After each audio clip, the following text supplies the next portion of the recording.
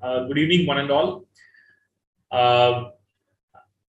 On behalf of ISHBD, I welcome you all to this ISHBD Masterclass on lymphadenopathy diagnostics approach by none other than Dr. Pankaj Malhotra, who is the professor and head of Department of Clinical Hematology and Medical Oncology, PGI Chandigarh.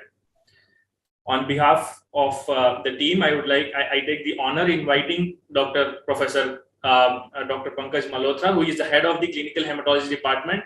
He is also the president of Image Group and the member of Board of Directors, International Myeloma Society. He has received several awards. Of these are the ICMR Award for Young Scientists to Mayo Clinic from USA and CML Fellowship from USA. He is a member of several societies and he has more than 500 publications in several journals.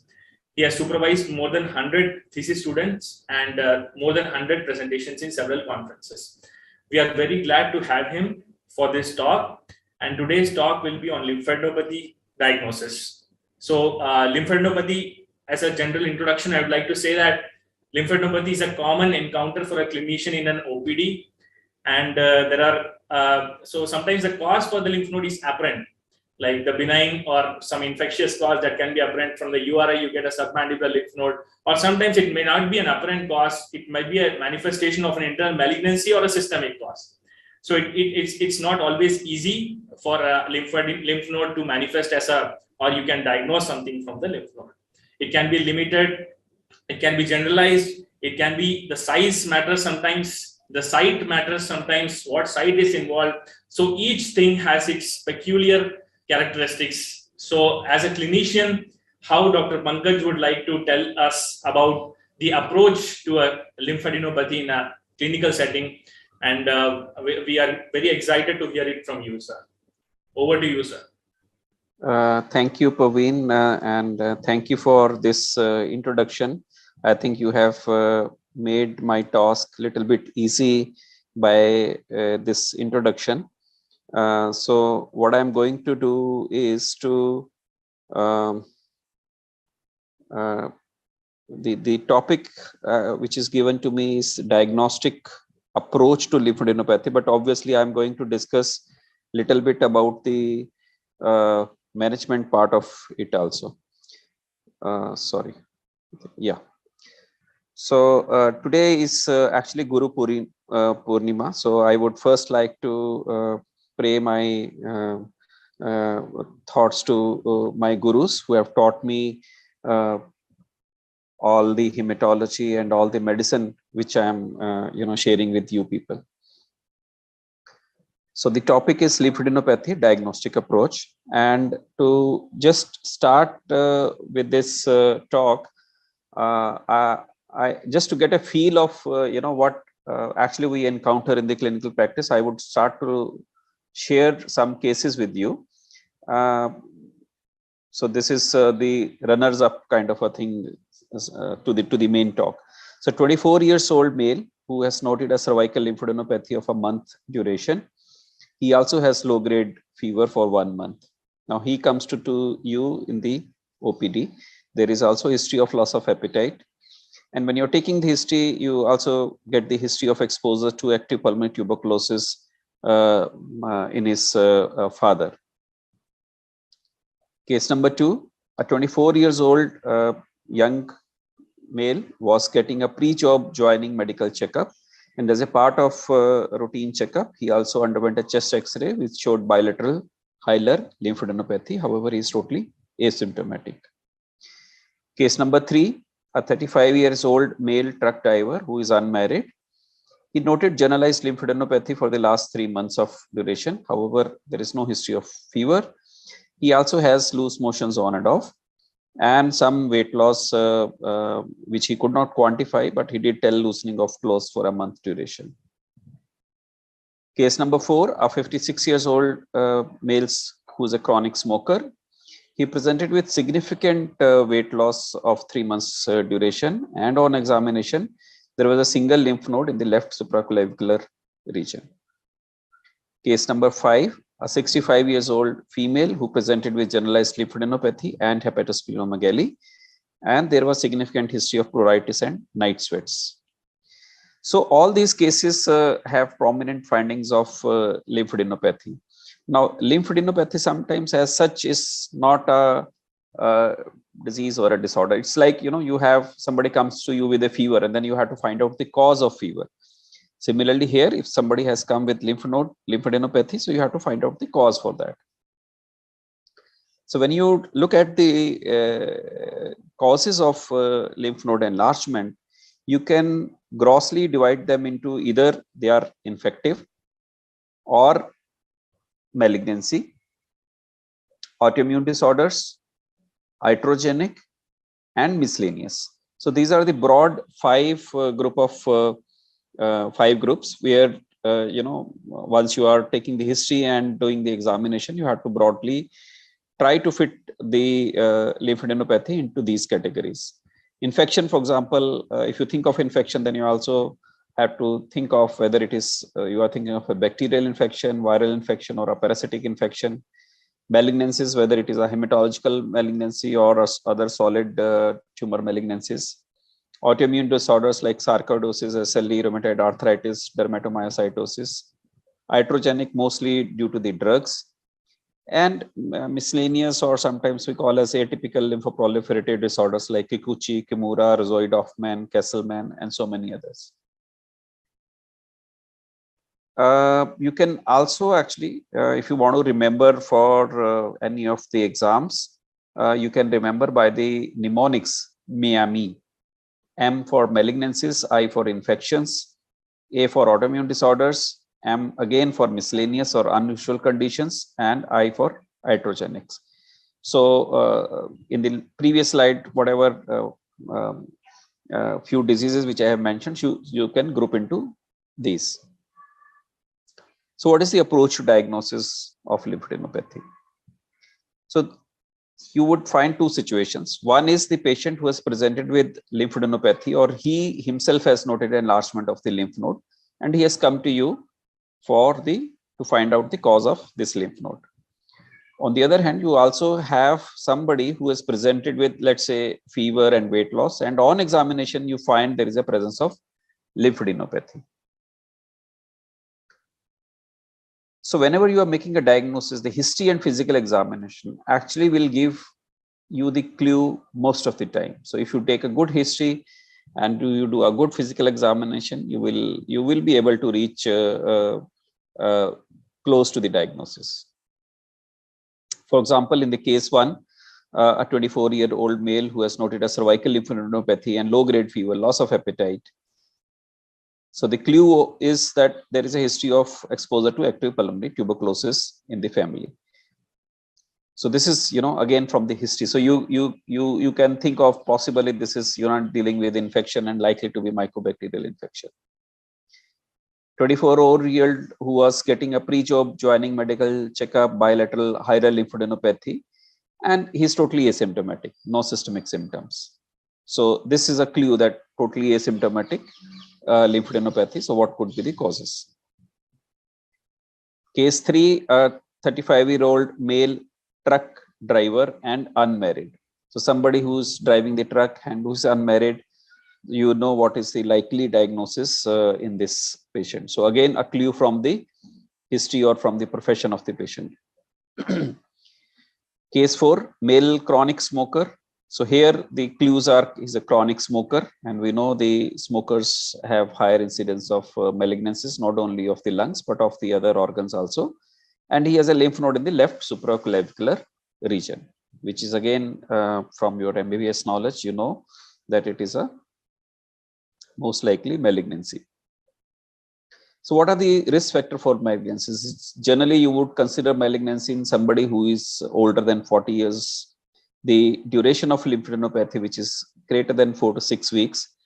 And at least for lymphoproliferative disorders, you have generalized lymphadenopathy, male sex, node which is not returned to baseline within 2 to 3 months, supraclavicular location, as I said in the previous slide, and somebody who has systemic signs and symptoms like fever, night sweat, weight loss, pseudomegaly.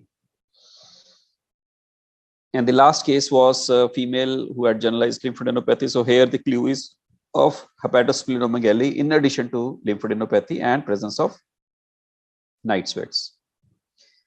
So the history questions, when you are looking at this patient, you also have to ask whether it is localized or generalized lymphadenopathy. What is the history of drugs or medication? We discussed that it is an important cause of lymphadenopathy, and what are the drugs or medication. So they can, somebody whose uric acid is high and is on allopurinol, antihypertensive drugs like atenolol, captopril, anti-epileptic like carbamazepine, penicillin groups, phenytoin, quinidine, sulfa drugs. So all these, some of these drugs are commonly used. So obviously, if the patient is taking these drugs and he has a lymph node which is asymptomatic, small lymph node, then obviously, and if you are not able to find out any other cause, then you would attribute this to the possibility of these drugs. Then fever is a very important symptom, a low grade or high grade.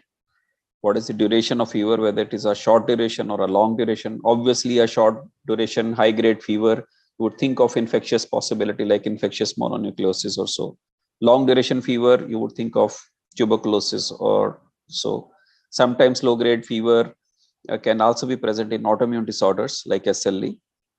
Then whether there are any additional symptoms of anemia, thrombocytopenia, along with lymphadenopathy, which basically means that you are thinking of a lymphoproliferative disorder or a hematological malignancies. Recurrent infections along with lymphadenopathy, many times it can be autoimmune or immunodeficiency disorders who can present with these. Then if it is a localized lymphadenopathy, then local wound or trauma, especially in a diabetic patient, can have lymph node enlargement. So what are the clues and initial testing to determine the cause of lymphadenopathy? So this is just the summary, what I have presented in the previous slide. So somebody who has come with fever, night sweat, weight loss, or node located in supraclavicular, popliteal, or iliac region. So obviously you will think of either hematological malignancies or a solid tumor malignancy. Fever, chills, sore throat, nausea, vomiting, diarrhea. So mostly it is bacterial, viral, pharyngitis, hepatitis, influenza, infectious mononucleosis, especially in the young patients, is quite common, and sometimes tuberculosis. High risk sexual behavior, chancroid, HIV infection, lymphogranuloma, venereum, syphilis. And if there is a exposure to the animals or food contact, cats, cat scratch disease, toxoplasmosis, then sheep or cattle wool, anthrax, brucellosis. These are quite common. Undercooked meat, anthrax, brucellosis, toxoplasmosis. Then if there is a history of recent travel to some endemic area, or there are insect bites, then it is the diagnosis based on the endemic region. Somebody who has come with arthralgia, rash, joint stiffness, fever, chills, muscle weakness, then obviously it is likely to be an autoimmune disorder. Now, after the history, which will give you a clue, you go to the examination findings. And when you are examining, obviously you are going to examine the presence of lymph nodes because this all talk is about the lymph nodes. So it is very important to know the drainage of each group of lymph node. For example, mostly, almost in the clinic, you will see 50 to 60% of patients will come with cervical lymph node enlargement. So if it is, supraclavicular on the right side, then the drainage is from the mediastinum and lungs. On the left side, it is the abdomen. Going more detail on the cervical region. So pre-auricular nodes, drainage is from the scalp and skin. The differential diagnosis, obviously scalp infections or mycobacterial infection, and sometimes the malignancies which can be varied. Posterior cervical nodes, drainage is again scalp, neck, upper thoracic skin. The differential diagnosis remains the same. Then supraclavicular nodes, drainage is the GI tract and the pulmonary and the mediastinum. and the malignancies can be mostly pulmonary or even abdominal also. Submandibular nodes drainage is mostly from the oral cavity, and these are sometimes enlarged quite commonly in young patients. However, in an older patient, it can be a malignancies of the head and neck region. Then in anterior cervical nodes, they drain the larynx, tongue, oropharynx, and anterior neck, and the differential diagnosis remains the same as in the submandibular nodes. So then deltopectoral lymph nodes, mostly drainage is from the arms. In the axillary area, it is the arm, breast, thorax, and neck. And the epitrochlear is an important group of lymph nodes, medial side of the arm and below elbow. So when you talk about axillary nodes, again, as I said in the previous slide, breast, upper extremity, thoracic wall. The differential diagnosis would vary from the infections to sporotrichosis, sarcoidosis, syphilis, leprosy, brucellosis, leishmaniasis, and malignancies, depending upon the other findings on physical examination. Epitrochleal nodes, the drainage is from the ulnar, forearm, hand, and skin infections, lymphomas, or skin malignancies are the common. So mostly if you are able to palpate the epitrochleal nodes, it is generally always abnormal. Infraclavicular nodes, again, differential diagnosis goes for the presence of lymphoma. Then drainage area of the inguinal region, mostly lower extremities, genitalia, buttock, and abdominal wall below the umbilicus, and the popliteal, which very rarely, the clinician feel in the clinic, but it is an important lymph node. So differential diagnosis again from benign reactive lymphadenopathy. Why? Because inguinal lymph nodes as such are quite common finding even in otherwise asymptomatic person.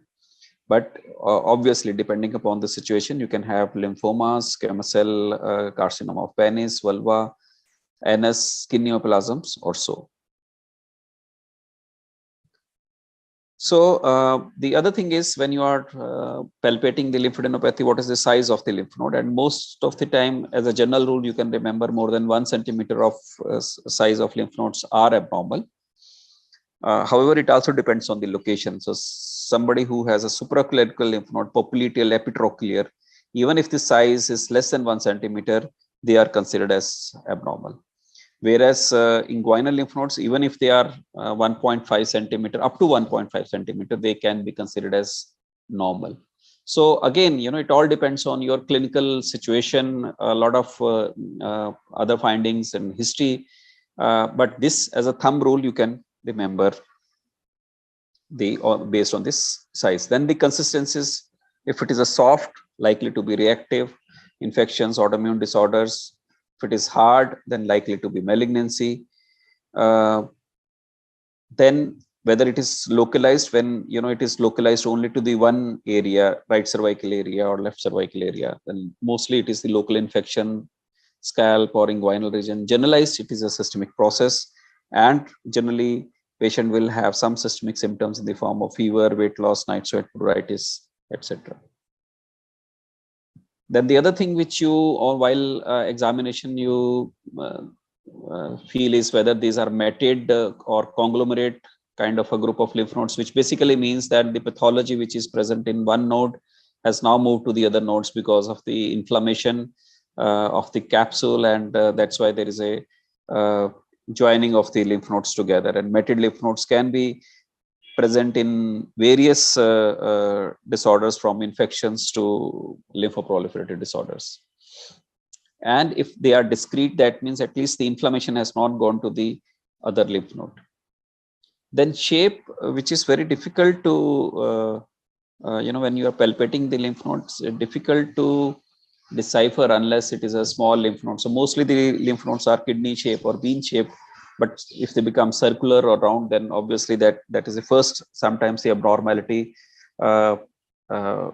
If you pick up, and mostly clinical examination, it is very difficult to pick up. But yes, on ultrasound, if you pick up that abnormality, that means there is definitely some pathology which is going on inside the body. Then few other findings which are important to note is like overlying erythema, tenderness, mobility, whether it is fixed to the overlying skin or underlying structure, painful or not. This will all give you clue towards the presence of some disorders. So after history and examination, once we have done the history and examination, then obviously you will reach a differential diagnosis of this lymphadenopathy, which and based on the history and examination, you will try to fit into the broad categories of infection, autoimmune disorders, or malignancy, and then you go to the investigations. And the most important test for any lymphadenopathy is fine needle aspiration cytology. However, so fine needle aspiration cytology will either give you the diagnosis or it will triage. Triage basically means that it will give you the direction whether you want to go for core biopsy or excision biopsy or any other investigation to find out the cause of this enlarged lymph nodes. The FNAC is very easy, safe, and minimally invasive, and that's why you know that is the almost as the first choice in most of the patients. However, before you do the FNAC, look at the CBC. And I would just quote case number 5 here, the 65-year-old female who presented with generalized lymphadenopathy and hepatosplenomegaly, significant history of pruritus and night sweats. So one is there is a generalized lymphadenopathy, you can do an FNAC. But if you look at the CBC showed anemia and very high WBC count with lymphocyte predominant, 90% lymphocytes. So if there are 90% lymphocytes, the WBC is high. All hematologists would know that this patient requires a flow and CD5, CD23 positive, which was suggestive of chronic lymphocytic leukemia. In chronic lymphocytic leukemia, you may not do the FNAC of the lymph nodes because the diagnosis is confirmed. However, I would again here caution you the importance of history. And in this patient, the history is of significant weight loss and night sweats, which are uncommon in a garden variety of a CLL. So that means an excision biopsy may still be required to rule out Richter transformation. So again, it depends on your clinical acumen. So you see as many patients as possible, and based on that, you develop an experience, and then you can take a decision in the clinic. So the investigations which are generally done for patient who present with the lymphadenopathy is CBC. You want to look at the liver function test, renal function test, fasting plasma glucose, glycosylated hemoglobin, uric acid. Then, as I said, FNAC or a core biopsy, excision biopsy, depending upon the situation. Then autoimmune markers like ENA, rheumatoid factors, ACE levels, and other autoimmune workup, chest X-ray, and then a CT scan or a PET CT scan, depending upon your differential diagnosis. One word about the core biopsy and excision biopsy. So after FNAC, which is a very easy and minimally invasive test. So if it gives you the diagnosis, it is okay. But many times for lymphoproliferative disorders, you have to consider doing an excision biopsy at least for lymphoma. But some people prefer a core biopsy, especially if the lymph nodes size is quite large and it is difficult to excise, then people prefer a core biopsy. So core biopsy is basically using a biopsy gun, which is useful for large lymph nodes or nodes which are inaccessible, like abdominal lymph nodes, and there is no peripheral lymphadenopathy. But you can still miss the pathology if you are not hit the pathology properly. Whereas excision biopsy is a surgical procedure. So you have to involve a surgeon, or unless you are expert in the excision biopsy of the lymph node, you have to give a local anesthesia, and they are difficult on large node. But the excision biopsy gold standard, it gives you the complete architecture of the lymph node, especially for lymphoma patients. Always remember that excision biopsy is the gold standard. Then if the patient has generalized lymphadenopathy, how do you choose a target lymph node, or how do you choose which lymph node to biopsy? And mostly you choose the cervical region, and especially if it is supraclavicular, then prefer to choose supraclavicle or the cervical region because they have the highest yield. Whereas inguinal have lowest yield, even if the size is more than 1.5 centimeters. So try to remember this as a general rule. And if a PET CT scan is available, then you prefer a lymph node which has the highest SUV value. And for that, sometimes you can do a PET CT guided biopsy of that lymph node. So again, coming back to the clues and initial testing to determine the cause of lymphadenopathy. So the historical clues of fever, night sweat, suggested diagnosis were this. So what test you would do? So you would do CBC, biopsy, bone marrow biopsy, imaging with CT scans.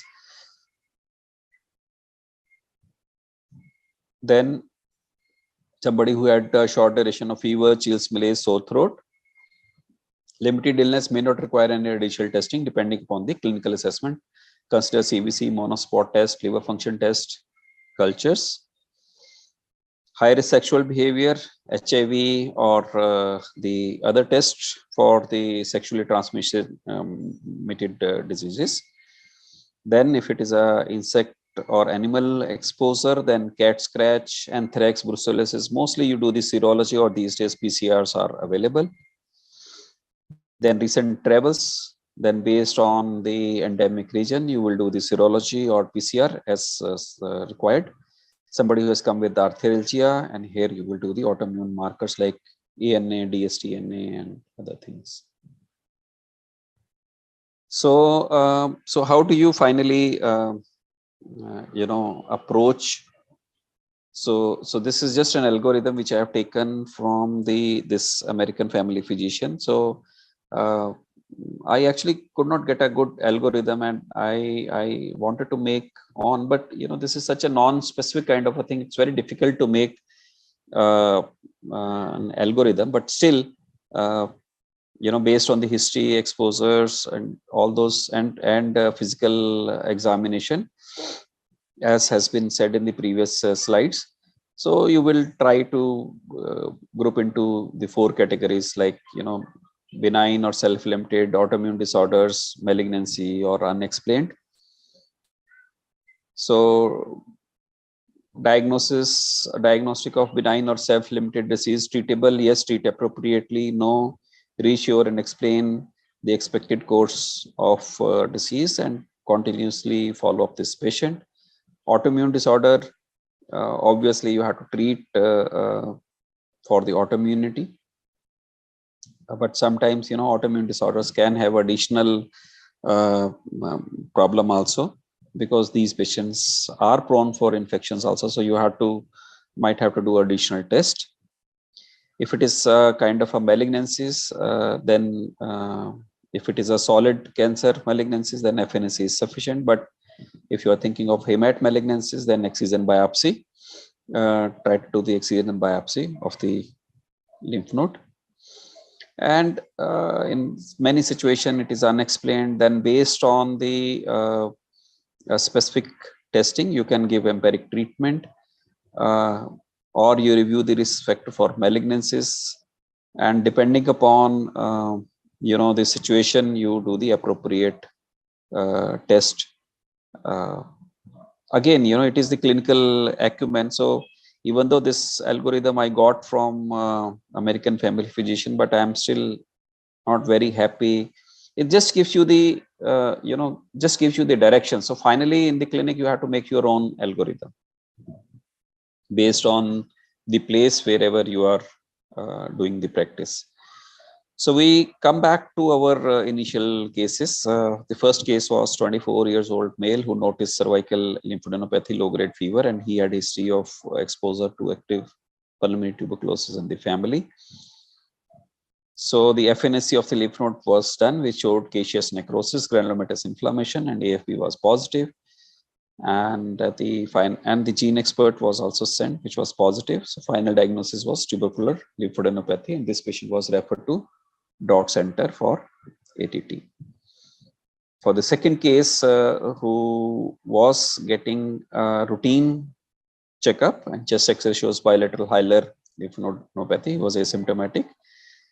So his ACE levels were sent, which were higher than the normal range, and he agreed for bronchoscopy and TBLB, and there was granulomatous inflammation. So the diagnosis, and there was no causation. So diagnosis of sarcoidosis was missed. The other differential diagnosis of lymphadenopathy sometimes, if you're sitting in the hematology clinic, can be a lymphoma also. And that's why it is important to do lymph node, at least aspiration or biopsy. Case 3, a male truck driver who was unmarried, noted generalized lymphadenopathy. And in this patient, as expected, HIV test was positive, CD4 count was only 100. However, when the FNSC was done, that showed granulomatous inflammation consistent with tuberculosis. So that this patient has AIDS and disseminated tuberculosis. Case 4, a 56 years male chronic smoker who presented with the significant weight loss and finding of single lymph node in the left supraclavicular region. So FNSC of the lymph node showed adenocarcinoma. Upper GI endoscopy was done, which showed malignant ulcer in the stomach, which was the cause of appetite and weight loss in this patient. So final diagnosis was adenocarcinoma of the stomach. And the 5th case, I have already explained to you that the counts were very high, and this was lymphocytic predominant, and this was CLL right 3 Binet B, I think, because there was no thrombocytopenia. So finally, conclusions, lymphadenopathy is mostly manifestation of an underlying disease process. The history and physical examination will give you the direction towards the diagnosis. The investigations are done to confirm the diagnosis, and the treatment consists of underlying disease. With that, I thank you very much for your kind attention and would be happy to take the questions. Thank you very much, sir, for this excellent presentation. I have the pleasure and I have the pleasure to listen to Professor Malhotra's talks since years and years, and I am listening and I'll be listening to your talks in the futures also. And I really enjoy your case-based approach and things like that. And I'm definitely sure that the participants who have attended the sessions also enjoyed your case-based approach rather than a generalized talk. Thank you very much for that, sir. And through your vast experience, we could learn several of these important aspects of how to approach a particular case of lymphadenopathy. To summarize, sir, I would like to say that, please correct me if I am anywhere. So I would like to say that history, physical examination, personal examination, personal history, occupational histories, these are very important while applying any case. You say it as a lymphadenopathy or splenomegaly, whatever it is. All these are baseline things that you have to be very sure of, and you have to get a good history that points your diagnosis in around 50% of the cases maybe.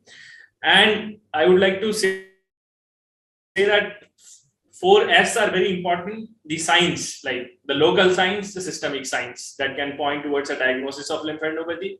Symptoms of the patients, accompanying symptoms like cough, if he's having a cough with a cervical lymph node, if he is having a weight loss with a lymph node, or he is having a loss of appetite with the lymph node, all these can give a clue to the underlying lymphadenopathy cause. Then I would say the site is important. Particular site can lead to a diagnosis, like the supraclavicular lymph node. It can point you towards certain cause. Like the epitrochlear lymph nodes are important in certain causes. Inguinal lymph nodes, the site of drainage of the lymph node area is very important, and that can provide us clue to the underlying etiology. And the last thing is the size also matters. The size is important. Like in pediatrics, usually accompanied by URIs, we tend to have the cervical lymph nodes, which can be enlarged. So size, according to the particular sites, inguinal lymph nodes, we have a high threshold, 2 centimeter, 2.5 centimeter. Epitrochlear, the threshold is low, 0.5 is significant. So all these are very important, I think. So to summarize, I just wanted to conclude it like that. No, you have summarized it very well. I think this is in nutshell, in 2 minutes capsule, actually, I would say that you have summarized the things. Thank you, sir. Thank you. Dr. Sharma, sorry to interrupt you. There are a few questions in the chat box. Can you please read it out for the sir? Yes, sure. I'll do that. And one more thing, sir. Can I allow Professor Dr. K. Majumdar? He has raised his hand for the question. Sure, sir. Please, Dr. Majumdar, please. You can do one thing, sir. You take the 2 questions from the chat box. Then I will ask him. Perfect. That sounds great. So somebody has asked why pruritus in CLL, sir. Somebody has asked this question. Why there is pruritus in CLL? Maybe not. Yeah, so pruritus, I think I discussed in my presentation that pruritus is not a feature of CLL as such garden variety of CLL. But if there is a history of pruritus, then you have to think of Richter transformation. So if somebody has pruritus, somebody had weight loss, somebody has fever, that means the CLL is transforming, and there you have to be careful. And in that particular situation, you might have to do either a PET CT scan in CLL, which otherwise is not indicated. But in this special situation, you need to do a PET CT scan, or you have to do a lymph node biopsy to rule out Richter transformation. And most of the time, if these symptoms are present, then it is likely that CLL has changed. At DM level, I would also say sometimes rarely you can find a composite lymphoma, which we have seen in few patients. So we do see, 2 or 3 patients in a year in a large volume center. So composite lymphoma is when there are 2 things which are present in one patient. So CLL patients obviously are not immune to development of any other malignancies. So pruritus can be, this is a red herring. So the point which you have to understand is that if there is a pruritus, which is uncommon in CLL, you have to find out the cause of pruritus. Okay, right, sir. Perfect. Thank you, sir. And one more question is, somebody has asked for the treatment plan for young child with RDD. I think that is Roside-Hoffman disease with fever without any obstructive sign or symptom. This is a question asked by one of the participants. I'll repeat the question, sir. The treatment plan for a young child with RDD with fever without any obstructive sign or symptom. So Roside-Hoffman, it's a atypical lymphoproliferative disorder, and sometimes it is very difficult to treat. If it is a localized kind of a thing, then many people prefer to do a surgical excision of that. Otherwise, some patients respond to steroids, some patients respond to other drugs like methotrexate. We have tried thalidomide and lenalidomide in some patients, 6-MP, interferon. All these drugs have been tried. But again, depending upon the situation, clinical situation, you would take a decision in a given child. The age is not mentioned, and I must confess I am not a pediatrician. So So what I am talking about is mostly the use of the drugs in the adult population and not in the children. Yes, perfect, sir. Dr. Sharma and Dr. Malhotra, with your permission, can I ask Dr. Majumdar to take his question? Yeah, sure. Can I allow him to talk? Yes, sure. Dr. Majumdar, you can ask the question to sir. You need to unmute yourself.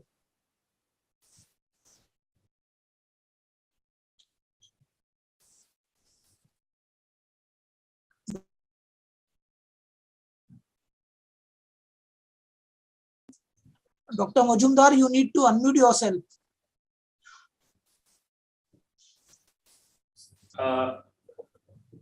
I think by mistake he has raised his hand. He can put a question. I think you send him a text message or call him or something like that.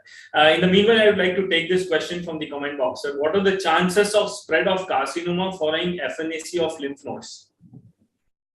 So I'm glad that somebody asked the question. I always thought this question is generally asked by the patients rather than by the physician, because this was a concept, long back, that if you do an FNAC, then you can spread the malignancy, but it is not true.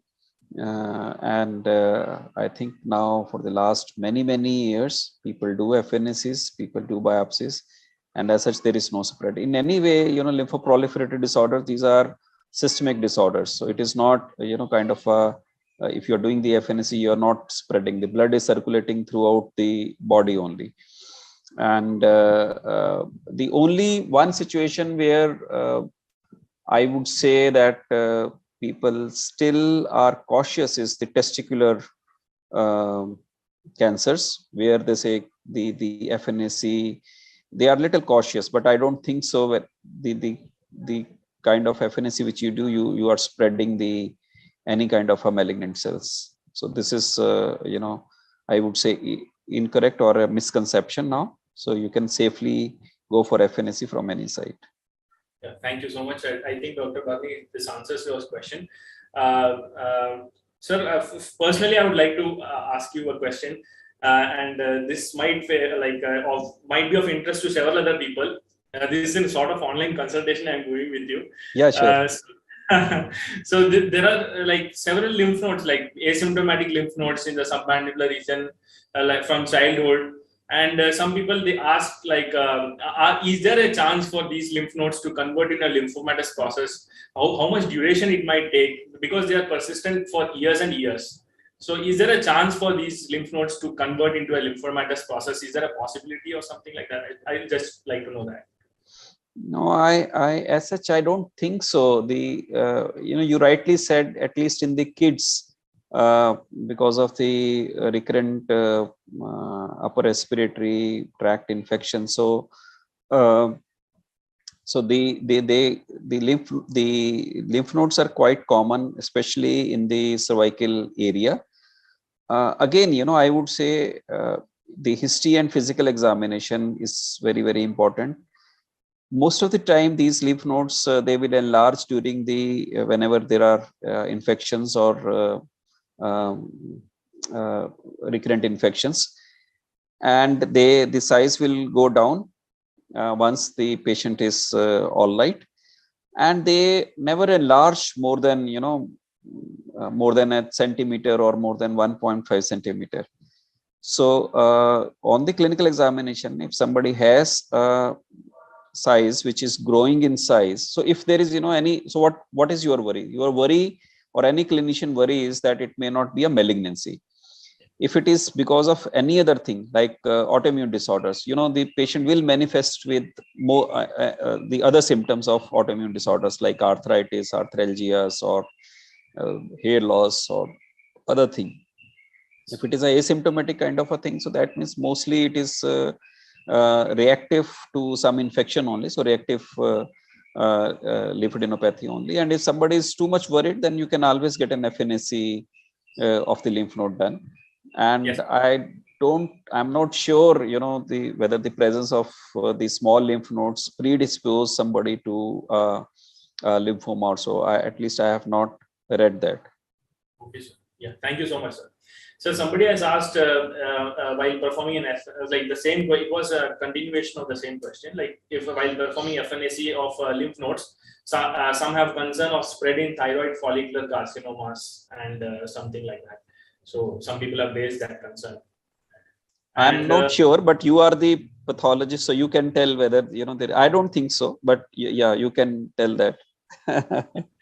Thank you, sir. Yeah. So we do it in a lot of cases here, and we don't find spread in follicular thyroid carcinoma. At least in our experience, we have seen that. Then the other question is, excision biopsy is a big procedure compared to true cut biopsy, but always more fruitful comparing. Hence, try to get excision biopsy wherever possible. This is a comment by Dr. Siana. I think he's right. As you rightly pointed out, that excision biopsy is always the gold standard to look the topography of the lymph node, to get a larger section, to get a IHC whenever it's possible. Because in core biopsies, there is a possibility that you have not hit the correct partial involvement by lymph nodes is common. So, so you may not hit the particular site in that cases. So excision biopsy is definitely favored. That is rightly said, and it is the gold standard for diagnosis of a lymphadenopathy process. Somebody has said differential diagnosis of a suppurative lesion in submandibular lymph node in a bilateral and bilateral symmetrical in an 8 months child. What are the differential diagnoses that you like to consider? Again, I must confess that I am not a pediatrician. I can just guess here that look for the oral lesions, and sometimes in an 8 months old child, got to think of immunodeficiencies or some tuberculosis kind of a thing. So whatever suppurative lesion is there, do the aspirate and look in under the microscope. That's what I would feel. But again, I would confess that I'm not a pediatrician. So you have to ask this question to a pediatrician. Okay, sir. Sir, one more question. Increase in size of the lymph node while on treatment of lymphoma, like ALCL. If any other cause possible other than disease progression, what should we consider if there is an increase in size of a lymph node while on treatment, especially in patients with ALCL? Yeah. So That's a very so ALCL is, I would assume that you are talking of a T cell ALCL rather than ALCL. So we know T cell lymphomas, they are sometimes not very well response to the treatment. So if there is if the size is increasing, you must do a repeat either an FNAC or a biopsy, just to see whether the patient is, if there is a ALCL still present, that means the patient is not responding to the treatment. So you have to change the treatment. And obviously this is not a good sign if somebody is not responding to the treatment. I would just share, something here. Sometimes in tubercular lymphadenitis, once you start the patient on ATT, there is a paradoxic increase in the size of the lymph node. So there, you have to be careful. Sometimes, the lymph node size increases, and this happens because of the immune activation, which happens in HIV also. So there, after the start of ATT, and you just don't have to do anything, you just continue the ATT, and these lymph nodes after 2 to 3 months will start going down again. But in ALCL, you have to change the therapy. Okay. Thank you, sir. Thank you for that detailed explanation. And yes, and if we need to do biopsy again in such cases, yes, sir has answered that question. Yes, we can do it. We can either do a FNAC or biopsy to document what is going on inside the lymph node. I think if there are any more comments, like if you can put it in the chat box. If Professor Majumdar is there, he can ask the question by himself. Okay. Yes, sir. Thank you, sir, for this excellent evening talk on lymphadenopathy approach, and definitely we will get an idea while examining our particular case of lymphadenopathy presenting to our clinic, and we can apply the knowledge gained from this seminar. And I hope the participants enjoyed the evening seminar. And thank you, sir. Thank you so much once again for joining. Thank you, Pankaj sir. Thank you, Praveen sir. Thank you. Thank you. Thank you, Dr. Pankaj Malhotra. Thank you, Dr. Sharma, and thank you, Dr. Khushi. With this, we conclude the session. Thank you so much. Thank you.